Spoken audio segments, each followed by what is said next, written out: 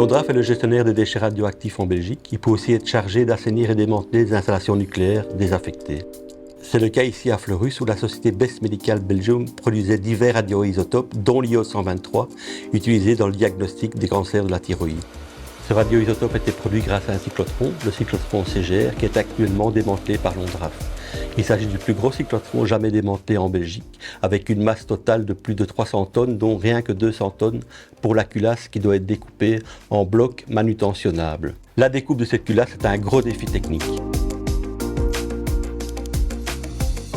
Un cyclotron permet d'accélérer des particules chargées électriquement.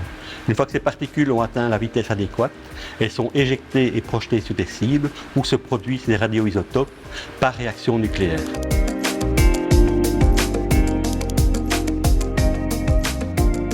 Un cyclotron est composé de plusieurs éléments, dont la culasse.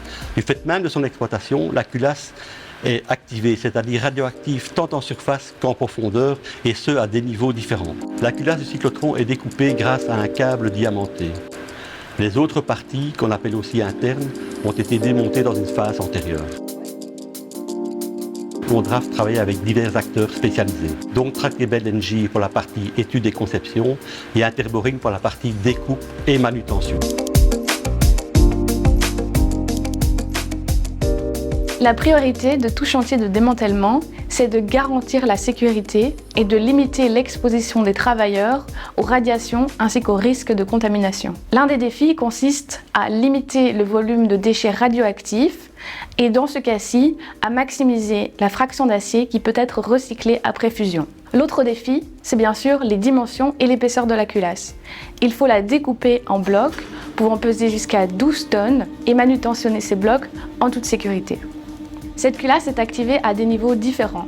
Nous avons donc établi un plan de découpe en 2 phases qui tient compte de ces différents niveaux de radioactivité. Même si cette radioactivité est minime, c'est-à-dire moins de 5 microsieverts par heure, il faut garantir le confinement des limailles et poussières qui sont produites durant la découpe.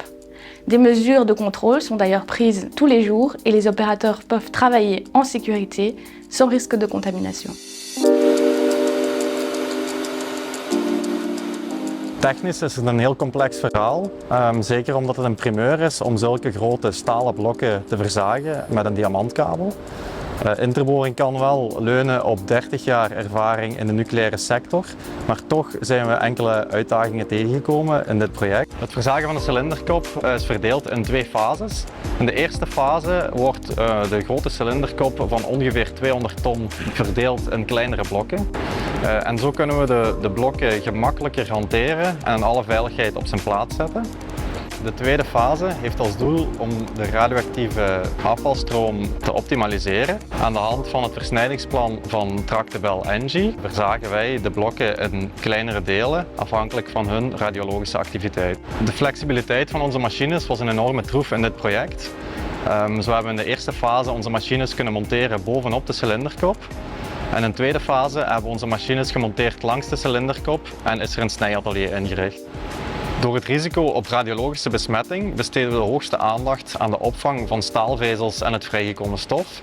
Dit doen we door gebruik te maken van krachtige industriële stofzuigers in combinatie met een confinering die we steeds bouwen over iedere zaagsnede.